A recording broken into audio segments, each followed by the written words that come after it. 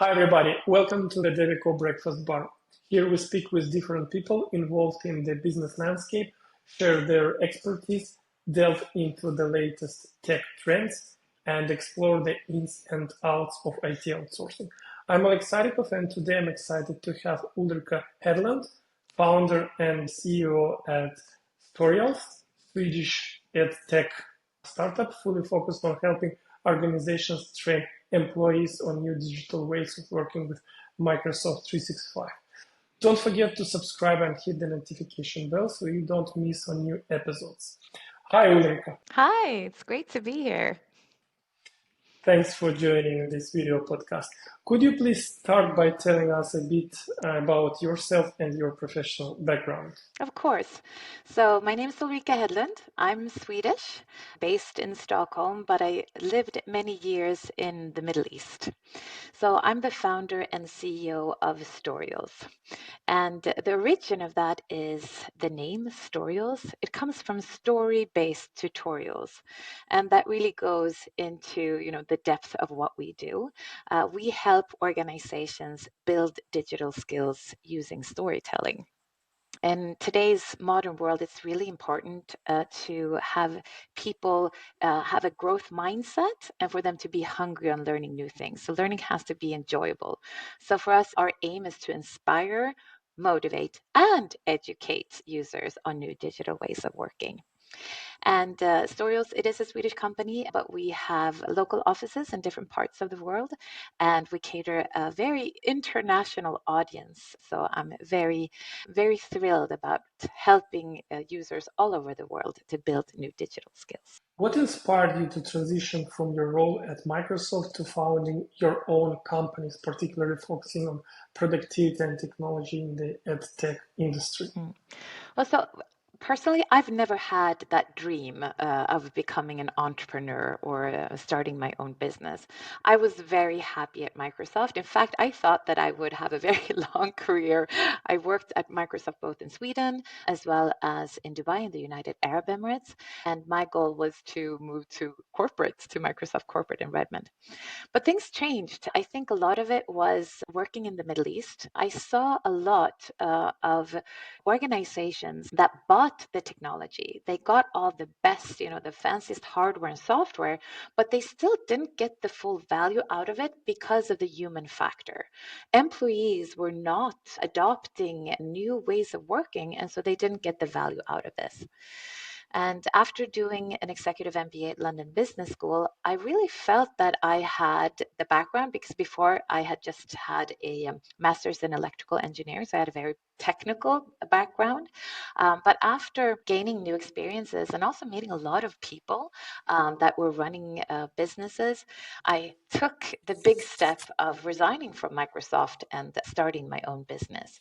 But I can also say that it hasn't been easy. It's been a long journey. And I think anyone who is an entrepreneur knows the ups and downs of doing business, but you really learn along the way. And I haven't regretted it a single day since then.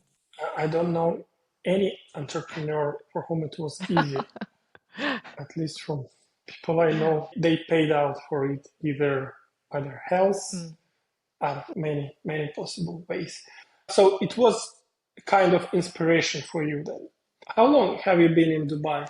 So I lived 14 and a half years in Dubai. 14 and a half? 14 and a half years, yes. So quite a long Wow. time. And that's where we did a lot of, had our family there, 3 children. We were really settled in, but me and my husband are Swedish. And so we knew that at some point in time, we would move back to Sweden. And I do think that Corona expedited the whole thing a bit. We got a bit homesick and we felt that we wanted to be closer to family. But it also showed that working from anywhere is possible. So today I work daily with our production team in Dubai and with our team in the US and France and Sweden, but we work over Microsoft Teams. And since this is also something that we teach and something that we lead with, we also need to be really good at it ourselves. And that's why the move was also possible.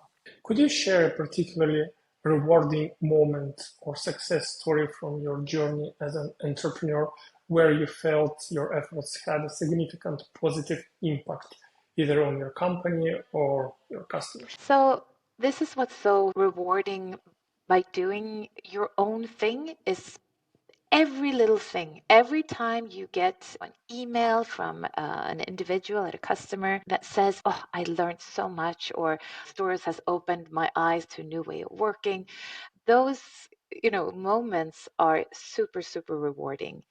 So that's the joy, right? Where you feel that you get that inspiration to continue every single day.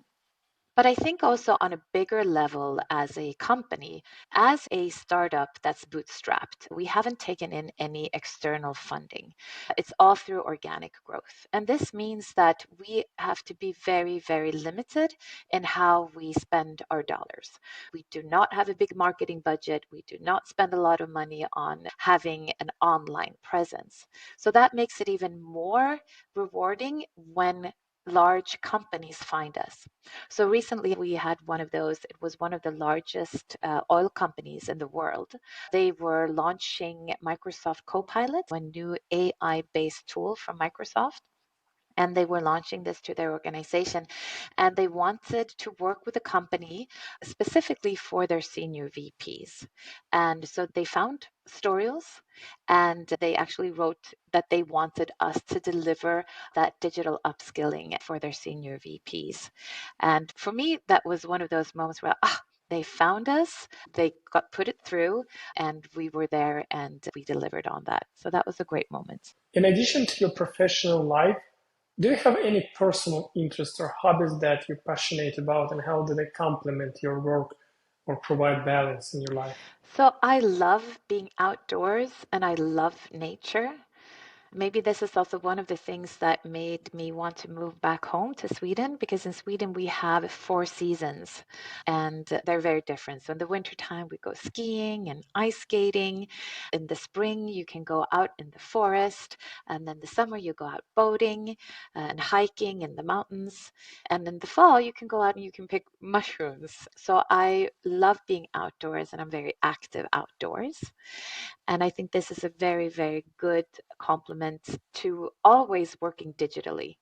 And I try to be very mindful. So when I'm working, I'm very focused on just work and I'm super just, in the moment. But the same thing goes when I'm outdoors in nature. I can really enjoy the experience of what nature has to bring. Same thing with being with family and friends, just being very present in the moment. That's one. I also love music and singing. Growing up, I used to sing in a choir. I tried, but unfortunately, I cannot get my work schedule to be able to do it on a weekly basis. But I do sing a lot in the shower and sometimes at weddings and with the kids. So that's a lot of fun. And I do think, looking at how this complements my job role, well, in my role, both as the CEO, but also as an expert, I do a lot of speaking and also in our productions. In order to create engaging story based learning, we need to create good stories and we always add music to that.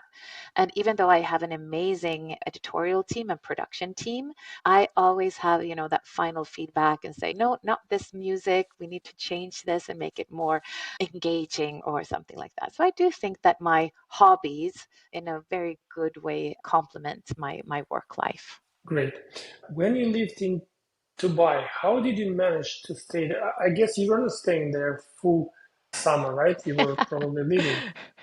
Because that's my question. How could you manage Yeah. to stay there?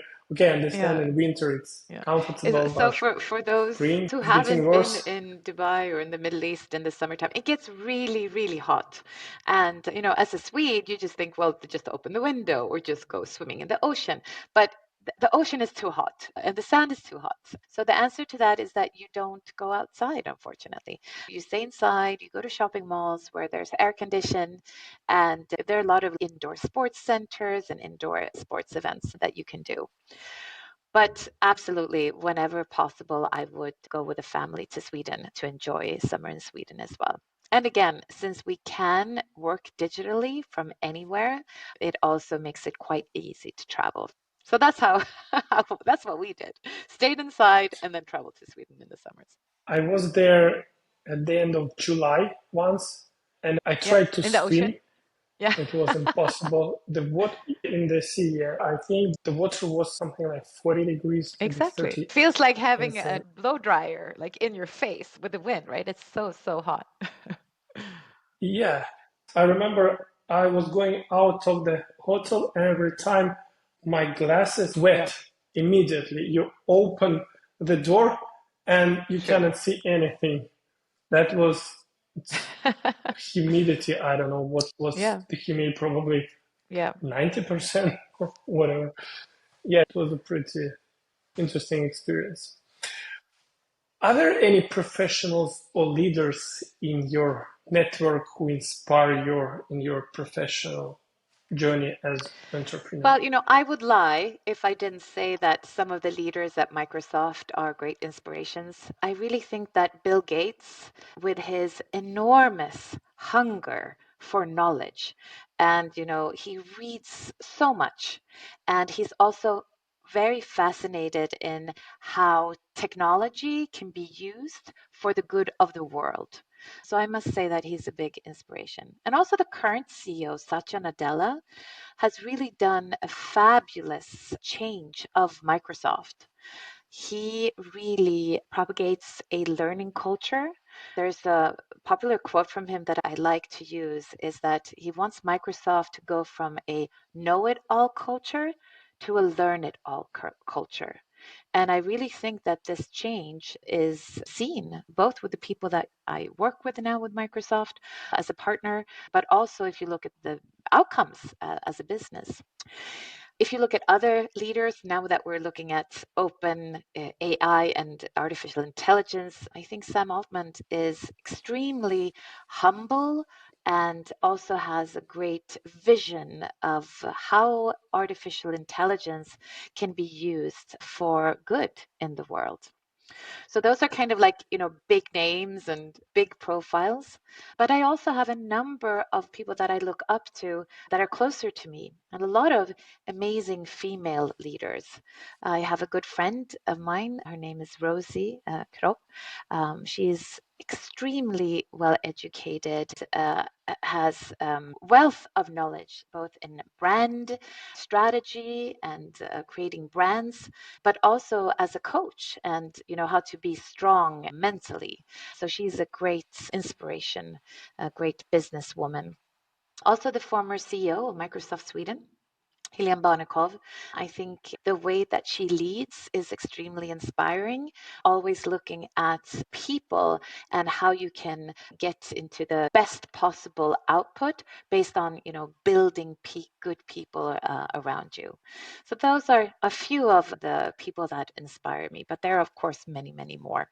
On the learning space, I would say Josh Bersin also is extremely knowledgeable in looking at corporate learning and how organizations really need to invest in continuous learning. We cannot just look at learning as something that we did in school. We need to continuously incorporate learning into our daily jobs. So there's also a lot of great knowledge that he shares. Are there any specific trends or emerging technologies within the EdTech space that you're particularly excited about, and how do you think they will transform the way education delivers So and going back to consumed? what I mentioned before, one of the challenges that we've seen is that investing in continuous upskilling and especially looking at digital upskilling hasn't been a priority for many organizations. The IT department, they look at IT, the HR department, they look at, soft skills and normally don't want to communicate about technology. We see that this is changing. Having the latest technology, but also investing in building digital skills becomes a key essential for organizations to stay in the front today. So I'm really excited about how this is changing. And I think AI is also bringing this conversation to leaders that they understand that we really need to look at having a consistent, continuous investment in upskilling our employees. And what does that look like? So also what I think is really cool with the way that we can leverage new modern technology is that we can bring learning in a format that suits people. I think a lot of people have a bad experience with, boring e-learning or boring training where they had to go into a classroom and listen to something that was outdated just, a few days later. So having modern technology come into the learning space where we can have learning in the flow of work, we can have story-based engaging learning, and we can also have blended learning that suits different needs. And so I'm really excited about how AI is becoming a way where we can make learning more adaptive to the different users that we have. Regarding AI, how do you see artificial intelligence playing a role in shaping the future of Massive. education? AI is going to have a massive impact on the world of education, both for schools as well as for businesses. Let me take just a simple example so that we don't get to kind of too far-fetched to begin with. Take something like ChatGPT or Copilot, which is Microsoft's version of the AI digital assistant. I use this all the time now when doing homework with our kids, or even when the kids ask a question about how the world works. So what you could do with these language models is that you can ask it to describe something for that specific, age group. So I would ask Copilot to explain how gravity works for our 13-year-old. And I get a very good description in words that he understands. Then I ask the same question, explain how gravity works for a 9-year-old.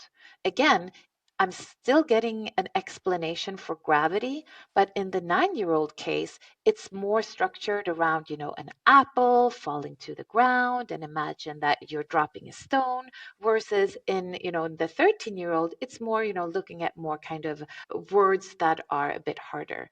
You could ask it again and you can ask, explain gravity to a scientist, and you will get a very in-depth explanation.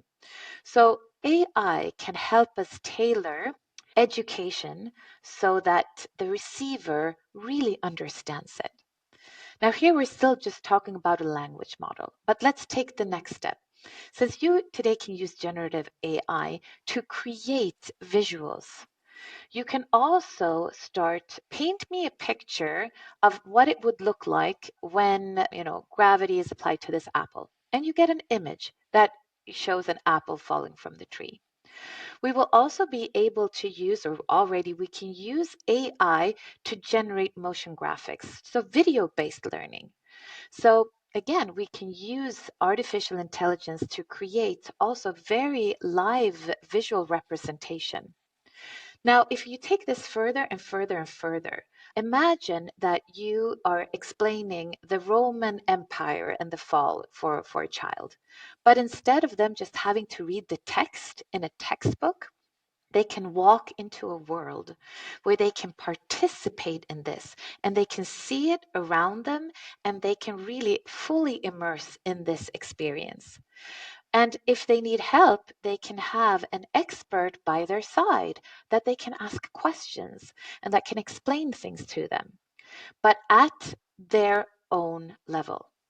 So I see all the different components of artificial intelligence, but also the technology that's evolving will have a huge impact on learning and how we speed up the way that we learn, different formats for different users. So I'm very excited, as you can understand. Definitely, it's pretty exciting.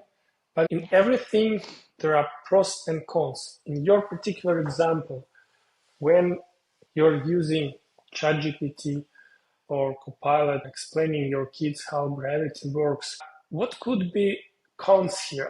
I think if they know that there is something like ChatGPT, maybe Mm. they wouldn't be interested to learn. They will do their math, they will do their history, geographics, all that kind of learnings with ChatGPT, and probably it's one of the cons. What do you think about that? Yes, but if you think about the calculator, when the calculator came, parents were saying, oh, now our kids will not need to learn math anymore. They won't need to learn how to count. But we know that, you still need to understand mathematics, and you first need to learn how to count, and then comes the calculator. It's the same thing with artificial intelligence. At the moment, we're saying very much like, oh, are they allowed to use ChatGPT in school? And what if they don't write themselves? Or can they use Copilot? AI will become such a natural part of our world. So it's not going to be like either or. It's just going to be here, and we're just going to have to embrace it. But with that are also the pros and cons.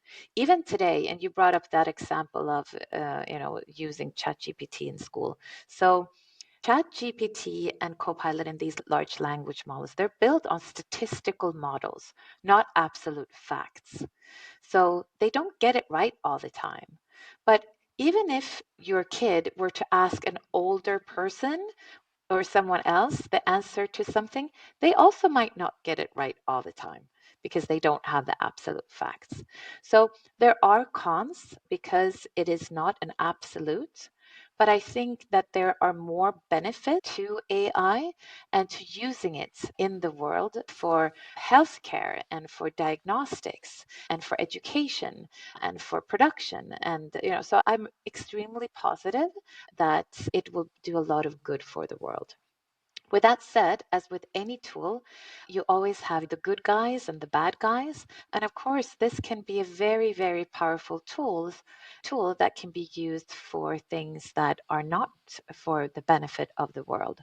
But here I really have confidence in the leaders and of our tech leaders, and that they are putting proper policies in place, and that they're also putting so-called guardrails so that it actually cannot be used for malicious content or for doing bad things. So I think definitely we will see both, but I'm very optimistic that the benefits will outweigh the downsides. Makes sense. With the rapid pace of technological advancement and digital transformation, many industries are facing shortage of skilled talent. How do you perceive the current landscape of So I talent think that the scarcity scarcity in of your industry? talent is only natural when we're seeing these enormous shifts in technology, or if we go back in history, other shifts that we've had in the world. And here I really believe that upskilling and reskilling are key important factors. So organizations need to look at not just finding the talent out there, but making sure that their existing employees get these new skills. So to invest in upskilling and reskilling employees, because artificial intelligence will change the jobs that we have today. You will not have the need for the same type of roles because artificial intelligence is going to change that. But that doesn't mean that we don't need people. We're always going to need people, but we might need to change the way that they work. And something that we're seeing also with artificial intelligence is that managers that are used to giving tasks and giving feedback and breaking things down into smaller components, they're actually better at using generative AI. So this is also something that the younger generation that are coming in, they might be really tech savvy, but they don't have a lot of experience in giving feedback and being managers. And this is a skill set that you also need when you use generative AI. So this is also something when we're investing in digital upskilling, we also need to train people on how to be better managers, whether you're managing people or you're managing AI. Based in Sweden, do you notice any unique challenges or opportunities in the tech industry compared Mhm. to other parts of the world, So maybe in I'm your quite case, fortunate that I get UAE? to, through Storyals, that we serve customers in different parts of the world. And so we see a number of different challenges, both when it comes to language challenges, data power, regulations, and different things like this. So what I see in Sweden is that Sweden has always been a country that invests in education, that is innovative and has IT. A danger that I see is that the Swedish population is quite small. We're about 10 million people. That also means that the amount of data that's available in Swedish is very, very small if you compare it to English. So this, of course, becomes a challenge when we're looking at generative AI and AI models that use data to build new information.